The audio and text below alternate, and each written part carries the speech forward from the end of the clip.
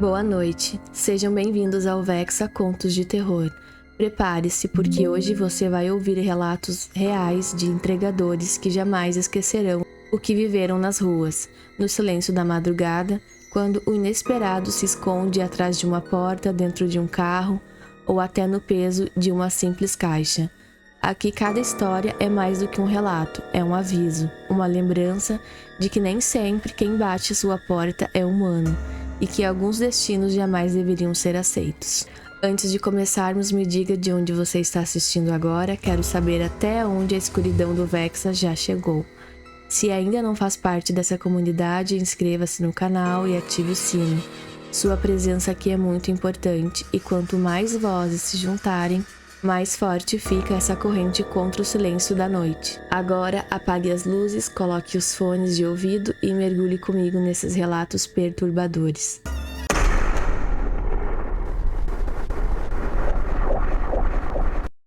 Meu nome é Vinícius, sou entregador de aplicativo aqui em Belém do Pará. E já fazia quase 2 anos que eu rodava pela cidade sem nunca ter passado por nada realmente estranho. Fora os assaltos e as confusões normais do dia a dia. Mas certa noite, em um fim de semana abafado, recebi uma corrida que até hoje não consigo esquecer. Era para buscar um pedido em um restaurante pequeno de frango frito, daqueles que funcionam em uma esquina escondida com cheiro de óleo impregnado no ar e sempre cheio de gente. Eu já tinha feito entregas dali outras vezes, então não estranhei quando aceitei. O que me surpreendeu foi o jeito como o funcionário me entregou a encomenda. Em vez da sacola lacrada com o logotipo do lugar, ele me entregou uma caixa de papelão de tamanho médio, bem pesada e ainda com uma fita grossa em volta. Estava suando, os olhos correndo para todos os lados, e antes de virar as costas murmurou de um jeito seco: "Não abra de jeito nenhum." Na hora engoli seco, porque nunca havia necessidade de abrir um pedido de cliente, mas a forma como ele falou me deixou desconfortável. Coloquei a caixa na mochila térmica, ajeitei nas costas e parti. O destino ficava em uma área mais afastada da cidade, quase 1 hora de moto por ruas mal iluminadas, subindo em direção a um bairro de periferia que se estendia até a beira da mata. Liguei o som baixinho no fone para distrair e segui a viagem, mas logo comecei a perceber que algo não estava normal. Primeiro foi um carro que encostou atrás de mim, buzinando e piscando o farol. Quando finalmente reduzi para ver o que queria, o motorista gritou que a minha mochila estava aberta. Entrei em pânico, achando que a caixa tinha caído. Encostei correndo e, de fato, o zíper estava aberto, mas a encomenda continuava ali, firme. Fechei bem e segui, tentando não dar tanta importância. Uns minutos depois, senti um toque leve nas costas, como se alguém tivesse cutucando o centro da minha coluna. Ajustei a mochila, pensando que era a caixa mal encaixada. Só que não era. O cutucão se repetiu mais nítido, como se um dedo frio estivesse pressionando minha pele por dentro do tecido. Estacionei de novo, ofegante, abri a mochila e vi apenas a caixa, selada e imóvel, nada que justificasse o que senti. Foi nesse momento que a tentação de abrir aquilo bateu forte, mas lembrei das palavras do rapaz do restaurante e respirei fundo. Fiz o sinal da cruz, fechei a mochila e voltei para a estrada. Só que as coisas pioraram. A cada quilômetro que avançava, eu tinha a impressão de que a caixa ficava mais pesada. Minha moto parecia puxando para trás, como se alguém estivesse montado comigo, se apoiando nos meus ombros. Meus braços começaram a tremer com esforço. Eu jurava ouvir batidinhas na madeira da caixa e até um farfalhar abafado, como se algo se movesse lá dentro.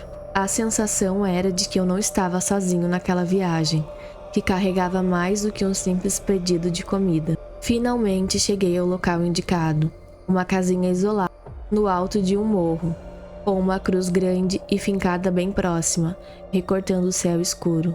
Bati na porta de madeira e uma senhora idosa, de vestido preto, abriu de repente. Seus olhos fundos me encararam sem simpatia. Quando viu a caixa, arrancou das minhas mãos e a levou para dentro, sem agradecer. Eu, curioso e tolo, não resisti e lancei um olhar rápido para dentro da casa. O que vi me gelou até os ossos. O chão de terra batida estava cercado de velas pretas, galhos secos, ervas espalhadas, imagens de santos riscadas com símbolos estranhos e ossos pequenos que eu não queria identificar. Era um altar sombrio, aqueles que a gente só ouve falar em histórias antigas de feitiçaria. A mulher percebeu meu olhar e, com um sorriso enviesado, perguntou se eu queria entrar. Gaguejei que não e tentei desconversar, falando das regras do aplicativo. Ela riu baixo, um riso áspero, e me perguntou se eu não queria saber o que havia dentro da caixa. Forcei uma cordialidade que não sentia e apenas informei o valor da entrega. De repente, seu semblante se fechou, meteu a mão no bolso do vestido e me entregou o valor exato, sem me deixar com troco ou palavra extra. Depois bateu a porta na minha cara. Saí correndo até a moto, mas quando tentei dar partida, o motor simplesmente não pegava. Dei várias pedaladas, suando frio, e a moto só engatou quando percebi que a mulher não estava mais me observando pela janela. Foi como se sua presença tivesse travado minha saída. Quando finalmente o motor rugiu, desci o morro em disparada, rezando para não perder o controle das curvas. No fim do caminho, um senhor sentado em uma esquina me viu quase me espatifar e perguntou o que eu tinha. Sem aguentar, contei tudo. Ele apenas balançou a cabeça e disse: "Essa mulher é perigosa, mas não te queria. Você só entregou o que ela precisava. Ainda bem que não abriu a caixa." Naquele instante, compreendi que ele sabia muito mais do que falava. Perguntei meio sem fôlego se sabia o que tinha dentro, mas ele só respondeu que era melhor eu ficar com a curiosidade. Voltei para casa atordoado e até hoje, quando vejo pedidos desse restaurante à noite, deixo para outro entregador aceitar. Prefiro perder o dinheiro a reviver aquele pesadelo nas costas, aquela sensação de carregar alguém invisível comigo e, mais do que tudo, nunca mais quero cruzar com os olhos daquela mulher.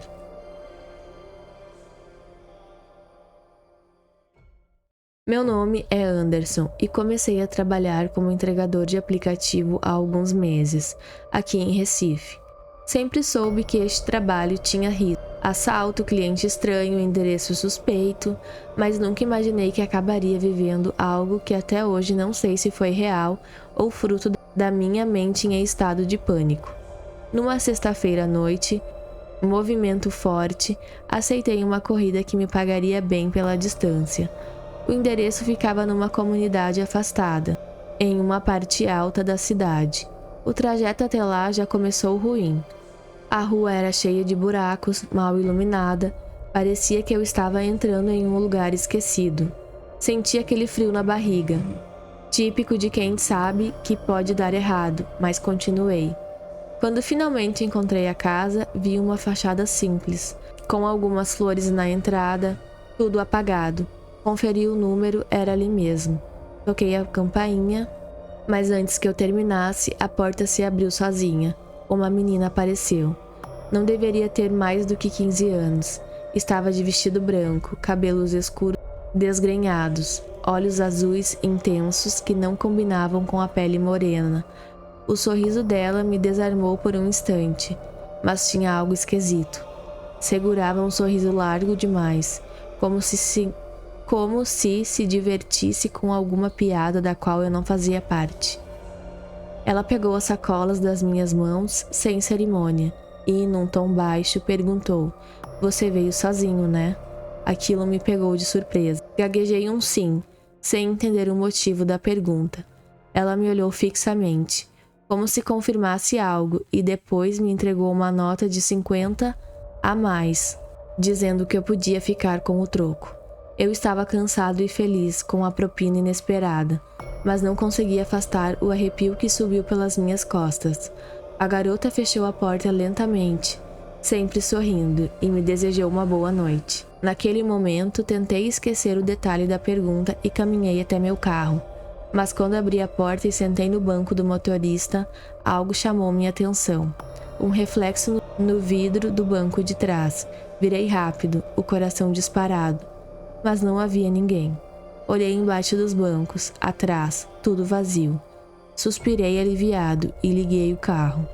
Foi quando ouvi a primeira risadinha, uma risada infantil, perto demais, vinda de dentro do carro. Olhei outra vez para trás, o coração quase explodindo, mas não havia nada. Me agarrei ao volante e continuei dirigindo. O caminho de volta era o mesmo, escuro, esburacado, sem casas por perto.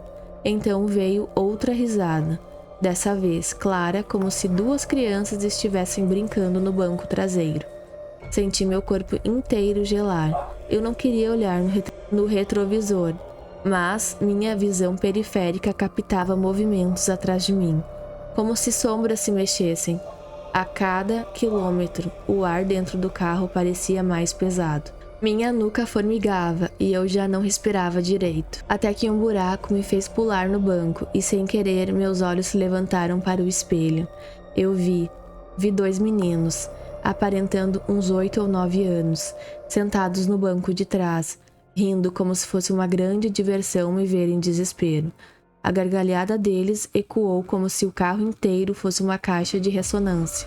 Eu gritei, um grito que saiu sem controle, e parei o carro bruscamente no meio da estrada. Saltei para fora, tremendo, sem coragem de abrir a porta traseira. Do lado de fora não havia ninguém. O carro estava vazio outra vez. Peguei o celular com as mãos trêmulas e liguei para meu irmão, que também trabalhava com entregas. Contei chorando, desesperado, o que tinha visto. Ele não entendeu nada, mas veio me buscar. Dirigi atrás dele de volta até a cidade, com a sensação de que algo ainda se mexia no banco de trás, de que eu não estava sozinho. Só que quando entrei em uma avenida movimentada, com luzes e gente por perto, aquela presença pareceu se dissipar. Na manhã seguinte, revistei meu carro inteiro, procurando qualquer coisa que me explicasse aquilo. Alto-falante, celular esquecido, qualquer dispositivo que pudesse reproduzir sons. Nada. Não havia motivo para aquelas risadas, muito menos explicação para as figuras que vi pelo retrovisor. Até hoje penso na garota que me atendeu naquela noite, no jeito como me olhou e perguntou se eu tinha chegado sozinho. É como se ela já soubesse o que iria acontecer comigo. Nunca mais voltei àquele bairro. Prefiro rodar a madrugada inteira sem corrida do que arriscar encontrar de novo aqueles risos presos no escuro do banco de trás.